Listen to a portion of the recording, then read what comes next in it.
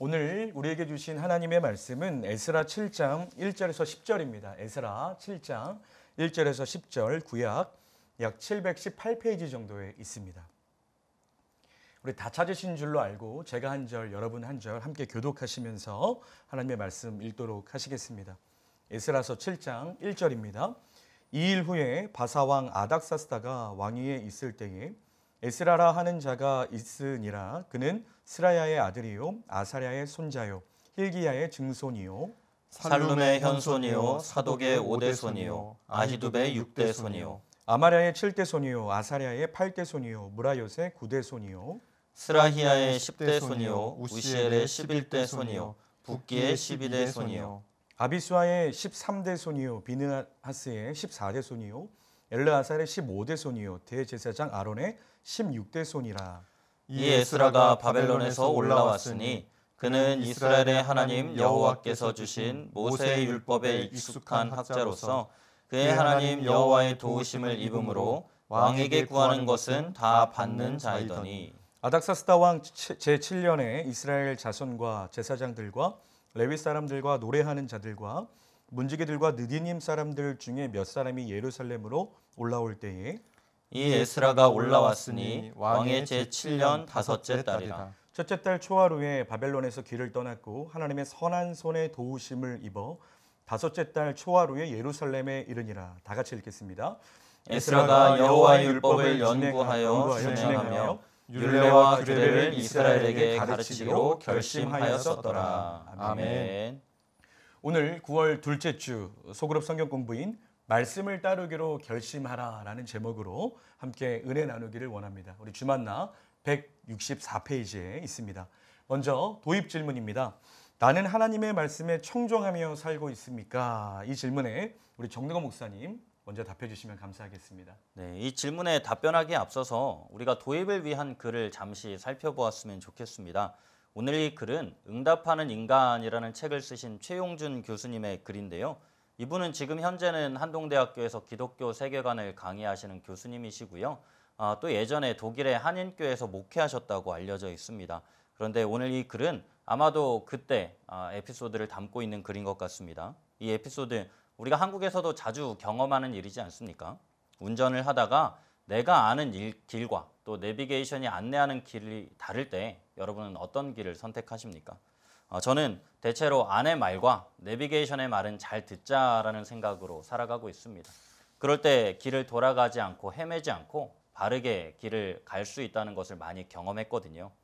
이를 통해 우리가 아내와 내비게이션의 말뿐만이 아니라 우리가 절대적으로 신뢰할 수 있는 하나님의 말씀을 따르는 길이 가장 현명하고 바른 길이라고 할 수 있겠죠. 그래서 저는 하나님의 말씀에 청종하며 살아가려고 애를 쓰고 있는 것 같습니다. 네, 아내와 내비게이션의 말을 잘 듣는 것이 현명한 길이다. 저도 마음에 잘 새기도록 하겠습니다. 우리 최성현 목사님은 좀 어떠십니까? 네, 그런데 사실 저는 종종 내비게이션의 안내를 듣지 않고 제가 알고 있는 길, 또 제가 경험했던 길을 찾아서 갈 때가 종종 있습니다. 그런데 그때마다 내비게이션에서 나온 예상 시간보다 시간이 더 걸린 때가 있었습니다. 저도 앞으로는 내비게이션의 말을 잘 듣도록 하겠습니다. 이렇게 오늘 나눔을 하다 보니까요, 우리가 너무나 잘 알고 있는 성경 말씀 시편 119편 105절 말씀이 기억납니다. 주의 말씀은 내 발의 등이요 내 길의 빛이니이다. 아멘. 아멘. 우리가 내비게이션이라는 기계의 말도 잘 듣고 또 따른다면 하물며 전능하신 하나님의 말씀을 우리가 잘 듣고 또 따라야 되지 않겠습니까? 이 시간을 통해 다시금 하나님의 말씀을 청종하기를 다짐하는 저와 또 성도님들 되시기를 간절히 소망합니다. 네, 참 감사합니다. 네, 정말 그렇습니다. 하나님의 말씀을 청종하는 삶만이 우리에게 가장 좋고 가장 바르고 또 가장 안전한 길로 우리의 인생을 이끌어가게 해줄 줄로 믿습니다. 다시 한번 이 짙은 안개와 같은 우리의 인생 속에서 밝은 빛 되시는 또 하나님의 말씀이 우리의 손에 들려져 있다는 것 다시 한번 감사하게 됩니다. 자, 그럼 이제 본문 질문으로 본격적으로 들어가 보도록 하겠습니다. 1번입니다. 성경은 아닥사스다가 바사의 왕위에 있을 때 누가 있었다고 기록합니까? 이 기록에 담긴 하나님의 의도는 무엇입니까? 우리 최성길 목사님께서 1절을 읽고 답해 주시면 감사하겠습니다. 네, 1절을 읽겠습니다. 이 일 후에 바사왕 아닥사스다가 왕위에 있을 때에 에스라라 하는 자가 있으니라. 그는 스라야의 아들이요 아사랴의 손자요 힐기야의 증손이요. 바사 즉 페르시아의 아닥사스다가 왕으로 있을 때에 에스라가 있었다고 기록합니다. 이 기록을 통해 알 수 있는 것은 우리 하나님께서는 이스라엘의 포로기라는 난세에 하나님의 한 사람 에스라를 준비시키셨다는 것을 알 수가 있습니다. 네, 답변 참 감사합니다. 그런데 최성길 목사님, 오늘 1절 말씀 시작을 보니까 2일 후에라고 기록하고 있는데 좀 더 구체적으로 좀 설명해 주실 수 있으실까요? 네, 이 일이라는 것은 앞선 6장에 있는 일을 말하고 있는 것인데요. 스룹바벨이 이끄는 1차 포로 귀환으로 BC 516년에 무너진 예루살렘 성전이 재건되었던 일을 말합니다. 그리고 오늘 7장은 그로부터 60년이 지난 BC 458년에 에스라를 통한 2차 포로 귀환이 예루살렘으로 이루어지는 때를 말합니다. 그러니까 2일 후라는 이 짧은 말 속에 벌써 60년이라는 긴 세월이 흘러가는 것을 알 수가 있습니다. 네, 명쾌한 설명 감사드립니다. 그럼 정능건 목사님, 그 70년 이스라엘이 포로 생활을 마치고 이제 2차 귀환을 하지 않습니까? 네. 그 2차 귀환의 행렬을 이끄는 지도자 에스라 어떤 인물입니까? 그 질문에 대해서는 2번에 나오거든요. 제가 그때 설명드리도록 하겠습니다. 네. 이번에 나오는군요.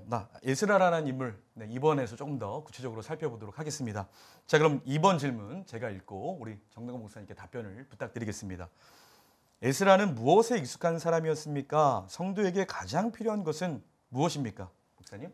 네, 6절 말씀을 먼저 한번 읽어보도록 하겠습니다. 이 에스라가 바벨론에서 올라왔으니 그는 이스라엘의 하나님 여호와께서 주신 모세의 율법에 익숙한 학자로서 그의 하나님 여호와의 도우심을 입음으로 왕에게 구하는 것은 다 받는 자이더니, 지금 말씀 보니까 에스라를 가리켜 그는 이스라엘의 하나님 여호와께서 주신 그 모세 율법에 익숙한 학자다라고 설명하고 있습니다. 여기서 익숙한이라는 단어를 히브리어로 보면 숙련된, 전문적인이라는 의미를 가지고 있습니다. 그러니까 하나님께서 주신 모세 율법을 아주 능숙하게 또 전문적으로 다룰 수 있는 자가 바로 에스라였다는 거죠. 즉 하나님의 말씀에 참 능통했던 사람이 바로 에스라라고 할 수 있겠습니다. 그런데 또한 이 에스라에 대해서 1절부터 5절까지의 말씀 보면 이제 그 에스라의 족보가 등장하는데요. 마지막 5절 말씀 하반절을 보니까 대제사장 아론의 16대 손이다라고 기록하고 있습니다. 이 말은요, 대제사장 아론의 후손이기 때문에 이 에스라야말로 이스라엘 백성들에게 율법을 가르치는 지도자로서의 자격을 갖추었다라고 할 수 있겠습니다. 네, 귀한 설명 참 감사합니다. 이 하나님의 사람 지도자 에스라, 이 에스라에게는 이스라엘 백성 안에서는 이 대제사장의 혈통적인 어떤 정당성 그리고 학자로서의 전문성을 갖추고 있는 인물이라고 할 수가 있겠네요. 우리 역시도 하나님께 쓰임 받기를 원한다면 먼저는 감사하게도 우리의 혈통 문제는 이미 좀 해결이 되었네요. 예수님께서 핏값으로 우리를 하나님의 자녀 삼아 주셨기 때문에 그렇습니다. 그럼 이제 남은 숙제는 하나님의 말씀을 더욱더 깊이 알아가는 것일 텐데요. 우리 최성길 목사님 어떻게 생각하십니까? 네, 지금 우리가 다루고 있는 2번의 두 번째 질문도 보면 성도에게 가장 필요한 것이 무엇이냐고 했는데요. 그것은 바로 에스라처럼 하나님의 말씀을 점점 알아가고 능통해가고 익숙해져 가는 것을 말합니다. 이를 위해서 지금 우리가 하고 있는 4R 바이블 챌린지를 기억하시면 좋겠습니다. 지금 성경을 어디쯤 읽어가는지 아시나요? 마가복음을 읽고 있습니다. 어느덧 신약을 읽고 있는데요. 지금까지 계속 읽어오신 분들은 그 페이스를 잘 이어가시고요. 혹시나 성경 통독이 잠시 멈춰 계신 분들은 이번 시간을 통해서 다시 한번 결단하고 시작하시면 좋겠습니다. 유튜브 오륜교회로 들어가시면 드라마 바이블과 함께하는 성경 통독이 있습니다. 말씀이 빠른 속도로 녹음이 되어 있으니까요. 금방 따라가실 수가 있습니다. 또 필사 노트도 꿈미 서점에 준비되어 있으니까요. 이 가을에 다시 한번 성경 필사에 도전해 보시면 참 좋겠습니다. 네, 최성결 목사님 다시 이 성경 읽기와 쓰기에 좋은 도전을 주셔서 참 감사드립니다. 여러분 시편 73편 28절 상반절에 이런 말씀이 기록되어 있지 않습니까? 하나님께 가까이함이 내게 복이라. 아멘. 여러분 하나님께 우리 모두가 사실 복 받기를 원하시죠. 그 복 받는 비결이 하나님을 가까이 하는 것이다라고 합니다.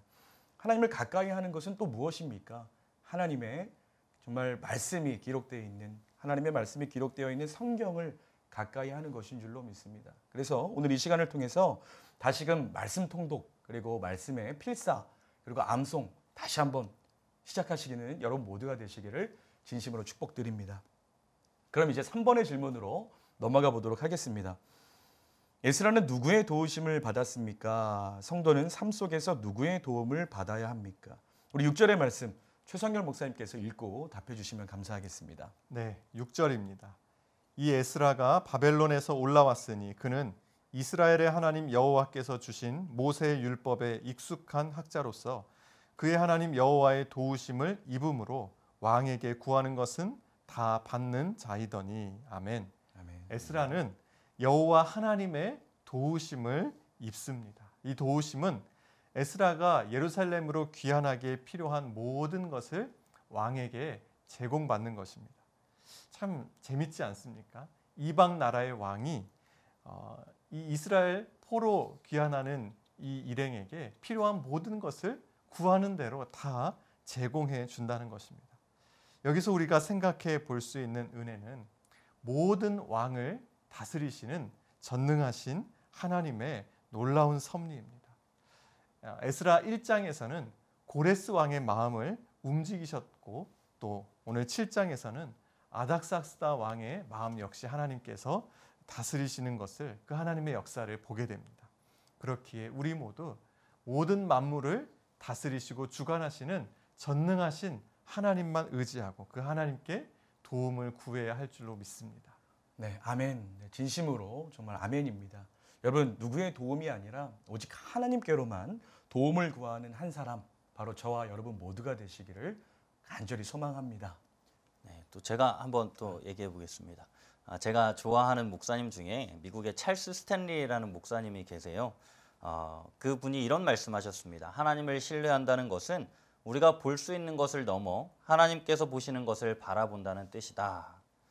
저는 에스라가 바로 이런 사람이었다고 생각합니다. 하나님을 신뢰할 때 아닥사스다 왕 위에 계신 진짜 왕이신 하나님을 바라보는 것, 모든 상황 속에서 역사하시는 전능하신 하나님을 볼 수 있는 그 믿음의 눈이 오늘 우리 모두에게 열렸으면 좋겠습니다. 아멘. 너무 좋은 말씀입니다. 지금처럼 어려운 시간을 우리가 보내면서 정말 믿음의 눈을 들어서 우리의 인생의 진정한 모든 필요를 채우고도 남으시는 그런 하나님을 구하는 여러분 모두가 되시기를 정말 진심으로 축복합니다. 아멘. 자, 이제 그 4번의 질문으로 넘어가기에 앞서서 아마 그 미리 예습하신 분들이시라면은 7절 말씀 속에 이 느디님 사람이 등장하는데 이 사람들은 과연 누굴까 궁금해하실 분들이 계실 것 같은데요. 이 느디님 사람 누구입니까? 네, 느디님 사람은 이방인들 중에 이제 전쟁 포로로 잡혀와서 성전에서 번제 드릴 때 필요한 땔감 또 물두멍에 물을 채우는 이런 허드렛일 봉사를 했던 노예들을 가리킵니다. 가나안의 기브온 족속이나 또 미디안 족속이 이에 해당합니다. 야, 우리 최성결 목사님 신학생 때 공부 열심히 하셨네요. 네, 여러분 궁금증이 다 풀리셨지요? 그럼 이제 4번 질문으로 넘어가 보도록 하겠습니다. 에스라가 바벨론을 떠나 예루살렘에 이를 수 있었던 원동력은 무엇입니까? 성도가 삶의 여정에서 확신해야 할 것은 무엇입니까? 우리 정능건 목사님께 답변을 부탁드립니다. 네, 9절 말씀을 제가 읽어드리도록 하겠습니다. 첫째 달 초하루에 바벨론에서 길을 떠났고 하나님의 선한 손에 도우심을 입어 다섯째 달 초하루에 예루살렘에 이르니라. 에스라가 바벨론을 떠나 예루살렘으로 이를 수 있었던 그 원동력은 하나님의 선한 손의 도우심이다라고 오늘 말씀은 기록하고 있습니다. 이 구절 아마 궁금해하실 분들이 많으실 것 같은데요. 에스라가 이끌었던 2차 귀환 인원은 1,800여 명 정도입니다. 1차 스룹바벨이 이끌었던 5만여 명에 비한다면 굉장히 적은 수이지만 그럼에도 1,800명을 데리고 머나먼 길을 간다. 이것은 결코 쉽지 않은 일입니다. 당시 바벨론에서 예루살렘까지의 거리는 무려 1450km 정도 되었다고 합니다. 서울에서 부산까지의 거리가 380km 정도니까 약 4배에 달하는 거리를 이동한 건데 당시에는 변변치 않은 이동수단 가지고 어떻게 이동할 수 있었겠습니까? 걸어서 가는 것밖에는 없거든요. 그런 길을 오늘 말씀 9절을 보면 첫째 달 초하루부터 다섯째 달 초하루까지 갔다고 기록되어 있어요. 약 4달간의 시간을 거쳐서 바벨론에서 예루살렘까지 갔다는 얘기죠. 저도 저희 가정에 4명의 아이들 데리고 어디 간다는 것 결코 쉬운 일이 아니거든요. 그런데 남녀노소를 불문하고 1,800여 명이나 되는 인원을 데리고 예루살렘까지 갔다. 이것은 정말 하나님의 선한 도우심이 없고는 불가능한 일이라고 할 수 있겠습니다. 정말 놀랄 일입니다. 아니 총각처럼 보이시는 정근고 목사님에게 4명의 자녀가 있다는 것도 놀랄 일인데 1,800명이라는 인원을 데리고 무려 4개월 동안 걷고 또 걷는 것 정말 하나님의 은혜의 도우심이 아니고서는 해석이 불가능한 일입니다. 그럼 두 번째 질문, 성도가 삶의 여정에서 확신해야 할 것은 무엇일까요? 이 질문 우리 최성길 목사님 어떻게 생각하십니까? 네. 에스라가 이끈 이 2차 기환의 규모와 거리가 참 놀라운데요. 그런데 바로 이것이 우리 인생의 여정과 같은 것이 아닐까 하는 생각을 해보았습니다. 우리 인생의 여정도 길고도 험난한 길이지 않습니까? 때로 인생의 커다란 산을 만날 때도 있고요. 또 흘러가는 넘실거리는 강줄기를 건너야 할 때도 있습니다. 그런데 에스라가 이끈 이 이스라엘 백성들이 성공적으로 목적지에 도착할 수 있었던 그 비결은 이유는 오직 하나님께서 도와주셨기 때문이죠. 하나님의 선한 손길이 함께했기 때문이었습니다. 그래서 저는 우리 성도님들의 그 인생의 여정 가운데도 우리 하나님의 선한 손길의 도우심이 함께 하시기를 간절히 소망하면서요. 이 문장을 말씀드리고 싶습니다. 하나님이 주어가 되는 인생을 살아가면 성공하는 인생이 된다는 말씀을 드리고 싶습니다. 내가 내 인생의 주체가 된다면 험한 인생, 내 힘으로 살아야 되는 인생이 되고 말겠죠. 그런데 하나님이 주어가 되어주시는 인생이 된다면 하나님의 선한 도우심의 손길이 능히 우리를 성공하는 인생으로 이끌어 주실 줄로 믿습니다. 아멘. 하나님이 주어가 되는 인생, 참 멋진 표현입니다. 여러분 모두의 삶 속에도 이 문장을 대입해 보시기를 소원합니다. 혹시 여러분의 인생의 영역 속에서 하나님이 주어, 즉 주인이 되어 계시지 않은 영역이 있다면 빨리 하나님을 그 자리를 하나님께 내어드리기를 소원합니다. 그리할 때 반드시 하나님의 도우심의 손길로 말미암아 여러분들의 인생이 성공하는 인생 될 줄로 믿습니다. 아멘. 이제 어느덧 아쉽게도 본문 마지막 5번 질문이 찾아왔습니다. 5번 질문 제가 읽어드리겠습니다. 에스라가 결심한 것은 무엇입니까? 점점 악해지는 세상 속에서 성도가 힘써야 할 것은 무엇입니까? 우리 최성길 목사님께 답변을 부탁드립니다. 10절 말씀입니다. 에스라가 여호와의 율법을 연구하여 준행하며 율례와 규례를 이스라엘에게 가르치기로 결심하였었더라. 에스라가 결심한 것은 여호와의 율법을 연구하고 준행하며 또 율례와 규례를 이스라엘에게 가르치는 것입니다. 앞서 6절에서 에스라는 율법에 익숙한 학자였다고 했습니다. 그런데 그럼에도 불구하고 에스라는 계속적으로 하나님의 말씀을 연구하고 또 준행하기로 결단합니다. 그리고 그것을 이스라엘 백성들에게 가르칩니다. 저는 이 대목에서 에스라의 참 멋진 면모를 보게 됩니다. 그것을 한마디로 표현하자면 지행일치라고 하고 싶습니다. 아는 것과 행하는 것에 하나가 되는 것이죠. 아는 만큼 행하는 것, 이것의 일치를 이룰 때에 또한 가르침에도 울림이 있지 않겠습니까? 가르친 대로 행하지 않는다면 어떻게 선한 영향력을 끼칠 수 있겠습니까? 그래서 저도 부족하지만 가르치는 목사로서 언제나 제가 선포한 대로 또 가르친 대로 살아가려고 늘 몸부림치고 있습니다. 네, 귀한 말씀과 또 삶의 진솔한 고백 감사드립니다. 지행일치, 정말 우리 그리스도인이라면 꼭 실천해야 될 단어라고 표현이라고 생각을 합니다. 우리가 꼭 주님을 아는 만큼 정말 살아내고 또 삶으로 가르칠 수 있는 우리 모두가 되었으면 너무나 좋겠습니다. 이 질문 안에 두 번째 질문 우리 정능거 목사님께 좀 부탁을 드립니다. 네. 점점 악해지는 세상에서 성도가 힘써야 할 것은 무엇입니까? 우선 우리가 에스라 당시 시대 상황에 대해서 좀 생각해 보면 좋겠습니다. 스룹바벨 성전이 BC 516년경에 완공된 후에 그로부터 이미 시간은 60여 년이 지났습니다. 이때의 상황을 기록한 에스라 9장 1절을 보면요. 귀환한 이스라엘 백성들이 가증한 일을 행했다라고 기록하고 있습니다. 그들이 행한 가증한 일, 그것은요. 바로 이방 여인들과 통혼하는 일이었다는 것입니다. 이것이 왜 가증한 일인가? 이방 족속들과의 통혼은요. 영적인 음란함입니다. 하나님만 사랑해야 하는 이스라엘 백성들이 이방 여인들과 결혼함으로 그들이 섬기는 신들을 받아들였고 하나님도 섬긴다고 하지만 실제로는 이방 신들을 섬기는 그러한 삶을 살고 있었기에 하나님께서는 이들의 삶을 가리켜 영적인 음란함이라고 보고 계시거든요.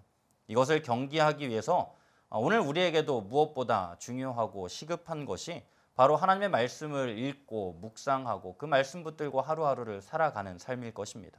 이를 위해 우리가 예수님의 말씀을 우리 마음에 잘 새겼으면 좋겠습니다. 요한복음 17장 17절입니다. 그들을 진리로 거룩하게 하옵소서. 아버지의 말씀은 진리니이다. 아멘.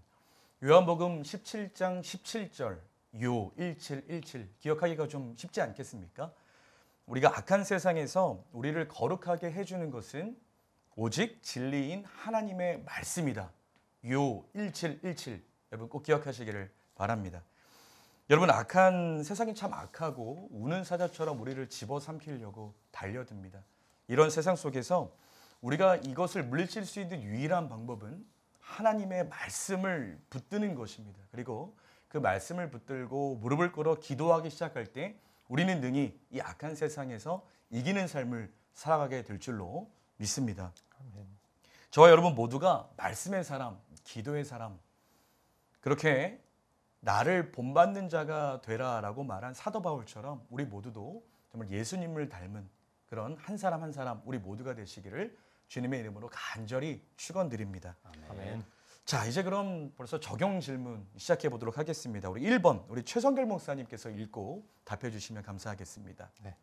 코로나가 장기화되면서 일상에서 가장 힘든 부분은 무엇입니까? 어떻게 이 난관을 극복할 수 있을지 소그룹원들과 함께 나눠봅시다. 코로나가 장기화되면서 신앙생활에 있어서 아무래도 가장 힘든 부분은 예배, 온전한 예배를 드리기 어렵다는 것입니다. 저도 집에서 온라인 예배를 드려봤는데요. 집중하기가 쉽지 않더라고요. 그럼에도 이 코로나 상황에서 불가피하게 우리가 온라인 예배를 드릴 수밖에 없습니다. 그럴 때에 최대한 몸과 마음을 집중해서 드리려고 노력하면 좋겠습니다. 옷도 좋은 옷으로 미리 갈아입고 또 마음도 예배 10분 전에 모니터 앞에 앉아서 기도로 준비하시면 참 좋겠습니다. 그러면 현장 예배만큼은 아닐지라도 그럼에도 그 온라인 예배 가운데 하나님께서 부어주시는 은혜가 있음을 경험하게 됩니다.